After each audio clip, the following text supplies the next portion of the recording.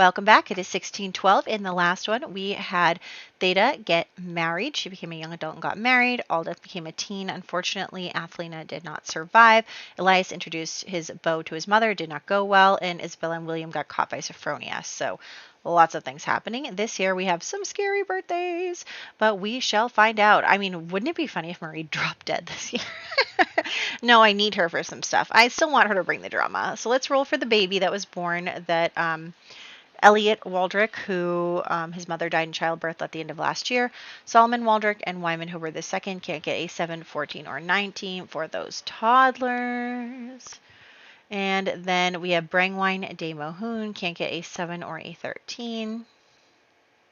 She did not. Will she get married? No 1 through 5. Will she have babies? No 10. She'll have 1 baby. Brangwine de Mohun will have 1 baby. Okay, Paul Waldrick is aging up. No, he's not. Nope. No, he's not. Okay. We definitely are going to have more women than men. Okay, and then Miles Hobart the second has to get at least a 7. He did. Okay, and then we have Sophronia and Marie both have to get at least an 8. I'm so scared. Okay, Sophronia. Yes. Marie. Ooh. Okay. All right. I'm actually a little disappointed because I was going to continue to use Marie to try and keep her children's marriage problems going, but I guess that's just the way things happen. So, yeah. Wow. Okay. I might need to change some of my plans. I don't know why it didn't occur to me that her birthday was coming up, but Isabella's supposed to get married only in another 3 years, 2 year, whatever. So anyway, moving along, 1612. Still no birthdays. William's birthday is next year. Yeah. Wow. Okay, and we only have 1 couple that's pregnant right now, and that's Joya. I'm in shock, you guys. I'm in shock. Paul is saying goodbye. Okay, let's hop to the game.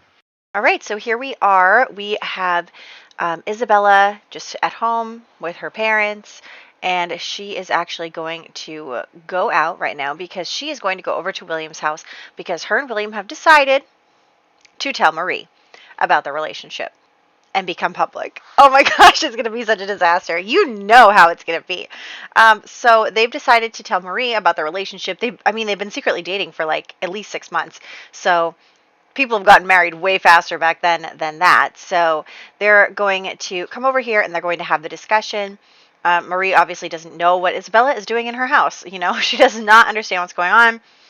And she is just trying to figure it out when William just comes out and says it, like, Mom, Isabella and I have decided to court. And Marie, like, literally storms away. Like, she literally stormed away. She was, like, needed to collect herself. And then she comes back ready to yell at them. So she is like, how could you be so foolish? Like, she's not even, like, up to your status, your standing. And he's like, she's the daughter of an earl, like, and so they go back and forth and they're arguing and Marie is like, absolutely not, I won't allow it, like, blah, blah, blah. And William's like, we're in love, we want to be together. And Isabella is also throwing digs at Marie, well, you can't stop us, we've already decided.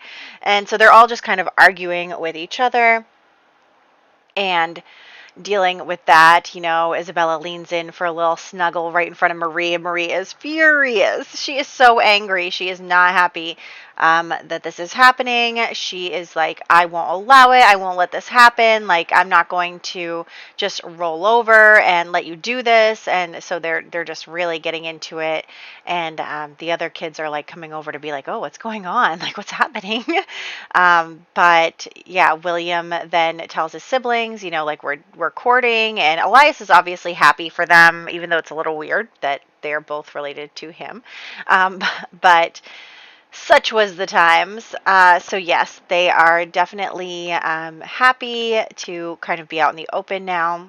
But of course, Marie is not going to let anyone have the last word besides her. She is absolutely not going to let that happen. So she is going to basically say, like, William, you're going to regret it if you move forward with this. I will find you a nice girl to be with, and, like, all this other stuff. Like, you only just barely became the Duke, blah, blah, blah. And he's like, well, whose fault was that? And Marie is shook because William doesn't usually talk back to her, but he is, like, frustrated with her trying to control his life in this way. And so Isabella is thrilled that William is sticking up for her, for them. I mean, William has been in love with her for so long, and he's not going to give it up. He wants to be with her. So, they're going to just talk a little bit more about the situation and about the deal with Marie. And Isabella's like, well, I'm worried, like, and then Marie's, of course, like, hovering over them, and they can't really have a conversation honestly with each other as she keeps popping in and out. But William's like, don't worry about it. I will work on her. And so Isabella does, in fact, go home, to go back to her home and figure her stuff out. So, we're going to have her license another song because why not? And then we are going to have her come over here and chat with her parents a little bit, letting them know that she has told Marie. And of course, Sophronia is very worried about that, but is not going to,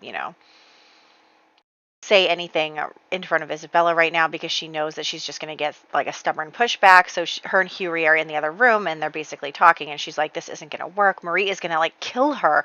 And Hughie's like, it's okay. Like, we're going to figure it out. They're stubborn kids. You know how that goes. You know how it is at that age. And so their romance went down a lot somehow. And I feel like I have no idea what happened. But anyway, Theta just had her baby, and unfortunately it did not survive, and even more unfortunately, it was the only baby that they were going to have. So unfortunately for Theta, she is not going to have any children survive, and also I must have fat-fingered her last name, so I fixed that. But yeah, kind of disappointing that Theta's baby did not survive, but that's just the way it is. Meanwhile, we're going to head out to see Elias because Elias, is kind of inspired by his brother. Also, I was like, oh, I should give them a new house, blah, blah, blah. But then I couldn't really find one that was, like, ready, like a lot of them were either empty or had a lot of modern furniture, and so I was like, I gotta figure this out later. I can't figure this out right now. I thought I was gonna be able to just pop in here and, like, place something down because obviously there's only one bedroom in this whole house that they're living in right now, and while it's a very nice house to not live in, that's not gonna work for us if and when we do move in here. So I'm gonna have to figure that out at some point, but not right now. Anyway, so Elias is feeling inspired by his brother. He's going to tell him so and be like, you know what, like, I'm going to stand up to mom too. Like, he already told her about Ismay, but, she obviously doesn't approve, but he is going to just kind of ignore her and decide to be with Ismay anyway, and just kind of be like, yeah, I'm inviting her over, we're courting, we're together, like, there's nothing you can do about it. And so she comes over and she's just enjoying her time, and then Marie, of course, wants to come over and ruin everything. So Marie is going to argue with them a little bit about how they can't be together, how it's not going to work. Elias is even more in love with her. He cannot help himself. He is such a love bug. And so Marie is like, well, that's just too bad because he's already engaged. And they're both like, what? And Ismay is like, what? And he's like, I don't know what you're talking about. And she's like, well, I've already, made a deal with another family and blah, blah, blah. And he's like, no, you can't do that without my permission. And she's like, actually, I can. And do you really want to cause problems with these other people? And he's like, you're causing problems. And Ismay's like, did you know? Are you going to marry someone else? Like, I dumped my fiance for you. Like, my father, you convinced my father, and now you're going to embarrass us. And he's like, no, no, no. And, like, everybody's getting worked up. And Elias is like, what is happening? Like, why is this happening? What are you trying to do? Like, he's like, no, Ismay, we're getting married. We're going to be together. Don't listen to my mother. She doesn't know what she's talking about. And I'm not going to marry anyone she picks for me. And Marie is like, well, you have to, blah, blah, blah. And, like, I already have, like, a deal with them, and you're going to cause problems between the families. And it's just, like, all of this, like, craziness where Elias is like, you can't do this. Like, you can't do this. You are not in charge of my household. And she's like, well, you still live under my roof. And he's like, I live under William's roof, actually. So they're really getting into it. And Ismay is like, I can't deal with this right now. And she decides to leave. She's like, I'm done with this. And so she kind of storms off. And Elias is so mad at his mother. He's like, how could you do this to me? Like, how could you cause these problems for me? I just want to be with the person I love. No wonder, like, you're so old and hateful and everybody hates you, and it's because you're so mean. And they just like go into it, and Marie is so angry. Marie is so angry. And I think that I'm trying to think about how we're going to say Marie died, and I think that she's ill. I think that she's been ill for a while, and I think she knows she's ill. I think she knows she's going to die soon. So I think that that's why she's being so pushy and so forceful, is because she wanted to button everything up before she died. And it's not really getting buttoned up very well now, is it? So her and Elias are basically enemies at this point, and William's trying to diffuse the situation and everything, but it is Brangwine's birthday, so we're going to have a small coming out ball. Really nothing too long, nothing too in depth, because we're not really playing with her, but we are going to just do that, and we're going to have them all going to have good times at the party, put on a brave face, act like nothing's wrong, and Brangwine is going to dance with her sister, apparently. And I'm just letting the Sims do their thing. It's just a small event, and William is so proud of his sisters. He's so happy for them, and I think Isabella recognizes that. She knows that he dotes on his family. And I don't know if she is a little jealous of that, even though he does dote on her as well. And so, who are you trying to flirt with? Excuse you. Anyway, we're going to ignore that. Okay, so we're going to come back to our house. And at our house, we have Sophronia worrying endlessly over whether or not Marie is going to hurt her daughter. And she has every right to feel this way. She has every right to be worried. She has every right to want to keep her daughter away from Marie. I mean, Marie killed her ex-husband. Marie is a danger to all those around her. She is a schemer, and yes, Isabella is petty and a bit of a mean girl, but it comes from a place of fear. I think that she feels like she's afraid that she's going to lose things. She's afraid she'll lose William's attention, his devotion. She's afraid that she'll lose, her friends. She's just scared she'll lose her parents. Like, she's afraid. But Marie, all of her actions come from like a place of greed. So I think that that's an important distinction to make, because Marie is just like a mean person, and she just wants to do whatever is going to make her own life better, her own self better, and she's very vindictive too. Like, she's very vengeful, and so it's really dangerous to get, cross with her. So anyway, Hughie's relationship with Clarice has been going pretty well. They've really been improving it. They're not quite friends yet, but they will be today. So I am definitely going to make sure that Hughie spends some time with his daughter. She is finally coming over to his house, spending time with him, even though he's always had to go to her. But finally, they're at a place where she's willing to come over there, and they become friends. And, he really is happy that he's been able to repair this relationship with his daughter. And he really didn't think that he was going to be able to, but luckily it all worked out in the end, and he has, his many grandchildren, and they have a good relationship, and everything is very good for Hughie here.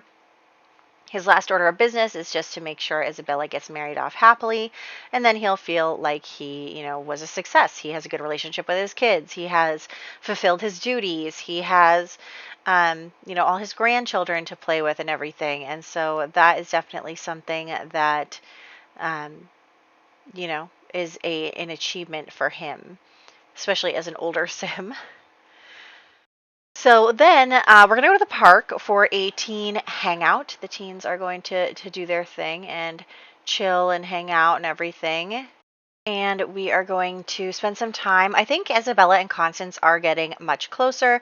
They're enjoying each other's company. They're pretty good friends. Other than William and Elias, she is closest with Constance. So them spending time together, enjoying each other is really good. But she also still continues to notice that William is paying a lot of attention to his siblings and stuff, and I think that makes her insecure. And she's worried that if there's enough family pressure against their relationship, that means that he would give up on her for some of these other not for someone else, but like for his family if they didn't want it. So she is definitely concerned. And then as he, continues to compliment his sisters and stuff, she kind of decides to get into a little spat with Aldith. They start to argue a little bit and kind of go back and forth and, snide remarks and all that. And so she's just really frustrated. Aldith does not really know where this is coming from, but I think that she thinks that Isabella is mean because she's seen like how Isabella treated Gracia and all of that. And so she's just kind of like fighting back because she is. I actually don't know whose daughter she is, but she's been raised by Marie for quite some time, so she's not afraid to snap back. And so they kind of go back and forth and get in each other's faces until it turns into an actual altercation, of which has to be broken up, and they become enemies and they hate each other.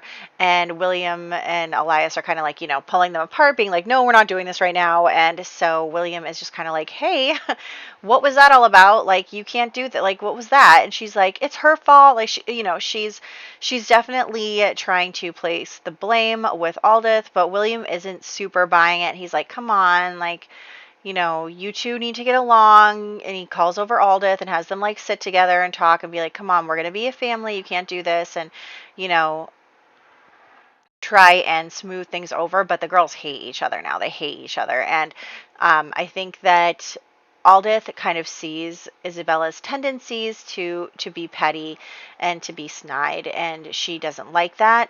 But she doesn't really have the tools as a teenager still to really figure out how to deal with those kind of situations. So they are not starting off on a good foot as potential sister-in-laws.